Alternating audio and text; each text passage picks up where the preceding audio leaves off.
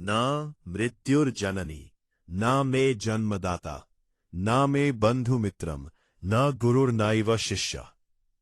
महिमामयी श्री शिव महापुराण केवल एक ग्रंथ नहीं बल्कि महादेव तक पहुंचने का साक्षात मार्ग है। आज हम भगवान शिव के पावन चरित्रों, उनके अवतारों और सृष्टि के रहस्यों की यात्रा शुरू कर रहे हैं।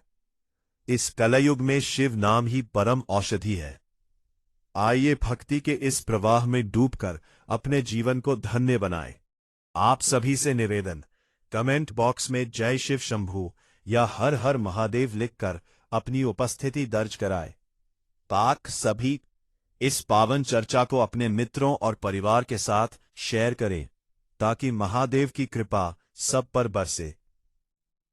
विद्येश्वर संहिता, चौथा अध्याय, सनत कुमार व्यास संवाद। सूत जी कहते हैं, हे मुनियों, इस साधन का महात्म्य बताते समय मैं एक प्राचीन वृत्तांत का वर्णन करूंगा, जिसे आप ध्यानपूर्वक सुने। बहुत पहले की बात है। पराशर मुनि के पुत्र मेरे गुरु व्यासदेव जी सरस्वती नदी के तट पर तपस्या कर रहे थे। एक दिन सूर्य के समान तेजस्वी विमान से यात्रा करते हुए भगवान सनत कुमार वहां जा पहुंचे।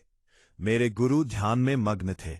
जागने पर अपने सामने सनत कुमार जी को देखकर वे बड़ी तेजी से उठे और उनके चरणों का स्पर्श कर उन्हें अर्घ्य देकर योग्य आसन पर विराजमान किया।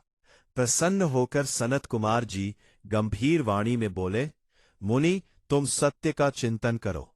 सत्य तत्व का चिंतन ही श्रेय प्राप्ति का मार्ग है। इसी से कल्याण का मार्ग प्रशस्त होता है। यही कल्याणकारी है। ये जब जीवन में आ जाता है तो सब सुंदर हो जाता है। सत्य का अर्थ है सदैव रहने वाला। इस काल का कोई प्रभाव नहीं पड़ता। ये सदा एक समान रहता है। सनत कुमार जी ने महर्षि व्यास को आगे समझाते हुए कहा, सत्य पदार्थ भगवान शिव ही है। भगवान शंकर का श्रवण, कीर्तन और मनन ही उन्हें प्राप्त करने के सर्वश्रेष्ठ साधन है। पूर्व काल में मैं दूसरे अनेकानेक साधनों के भ्रम में पड़ा घूमता हुआ तपस्या करने मंदराचल पर जा पहुंचा। कुछ समय बाद महेश्वर शिव की आज्ञा से सबके साक्षी तथा शिवगणों के स्वामी नंदिकेश्वर वहां आए और स्नेहपूर्वक मुक्ति का साधन बताते हुए बोले, भगवान शंकर का श्रवण, कीर्तन और मनन ही मुक्ति का स्रोत है। यह बात मुझे स्वयं देवाधिदेव भगवान शिव ने बताई है। अतः तुम इन्हीं साधनों का अनुष्ठान करो। व्यास जी से ऐसा कहकर अनुगामियों सहित सनत कुमार ब्रह्मधाम को चले गए। इस प्रकार इस उत्तम वृत्तांत का संक्षेप में मैंने वर्णन किया है। ऋषि बोले, सूत जी, आपने श्रवण, कीर्तन और मनन को मुक्ति का उपाय बताया है, किंतु जो मनुष्य इन तीनों साधनों में असमर्थ हो, वह मनुष्य कैसे मुक्त हो सकता है?